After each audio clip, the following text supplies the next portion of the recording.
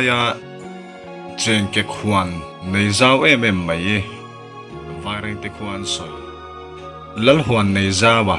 zanina hianin kan bi chiang lockdown ni ole tuna kan huang hianin heta mil lo lang masa zo hi ama chu ani a tin ama hi mitai ma thile thau pola a huan te ngai sak em mi alo ni reng mai alo ni a otte chuanin a video toy te tuna hin kan en lockdown ani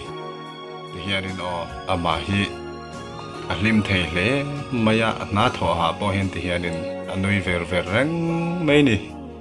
ahlim ngoi mai ni ti hian o ki o ahlim em mai ni